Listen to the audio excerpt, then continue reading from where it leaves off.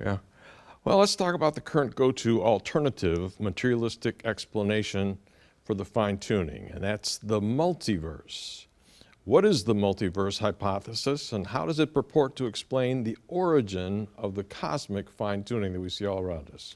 Well, the multiverse hypothesis is the idea that there are billions and billions and billions of other universes out there, causally disconnected from our own. After all, a universe is a self-contained system. And that there are so many of these other universes, each with their own set of fine-tuning parameters and each set of initial conditions, that a universe with just the right combination of parameters would have had to arise somewhere. Even if it's very improbable, there's enough universes to render it probable somewhere, and we just happen to be in that lucky universe. And an extension of that idea is sometimes called the observer selection effect, the idea that we mistakenly perceive design in the highly improbable ensemble of parameters that make life possible, not realizing that we're only observing one universe among this grand ensemble in the greater multiverse. Yeah. Where did it originate? In other words, if you can describe how this originated, who dreamed it up? Well, the multiverse is a consequence of a couple of different speculative cosmological models. Speculative is the key word, I think. Yeah, they each have their own force and their own possible explanatory power within their own domains. One is called the inflationary cosmology, which is still quite popular with a lot of cosmologists, and the other is called string theory. And string theory is a theory about the fundamental units of matter, little vibrating strings.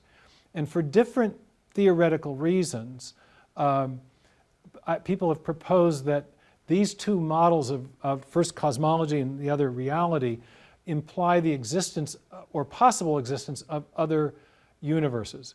In the case of inflationary cosmology, all of the basic parameters of physics, the strength of the fundamental forces, for example, would be the same in all the different universes that emerge.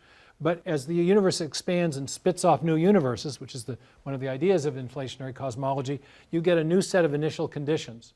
So that would explain part, but not all, of the fine-tuning that needs to be explained. In string theory, it's a little more complicated. We won't go into it all here, but it's in the book. String theory would provide a possible explanation for the fine-tuning of the laws and constants of physics, but not initial conditions.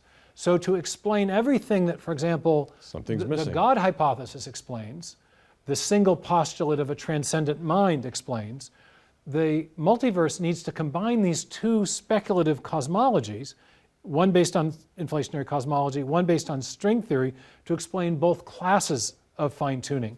And that in turn requires positing a whole host of purely abstract theoretical postulates or entities. You have to believe that strings exist. You have to believe that there are multiple dimensions of space beyond the 4 dimensions of space and time that we know.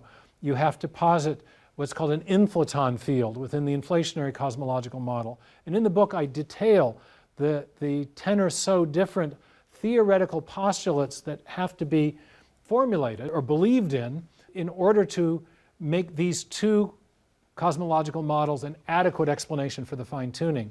And then I compare that list of 10 things that you must believe to the one simple postulate of a transcendent intelligence and argue by Occam's razor that theistic design provides a more parsimonious or more simple explanation for the fine-tuning than does the multiverse, because you need these two speculative cosmological models and all the separate theoretical postulates that are part of those models to explain what the one postulate of theistic design explains very simply and elegantly.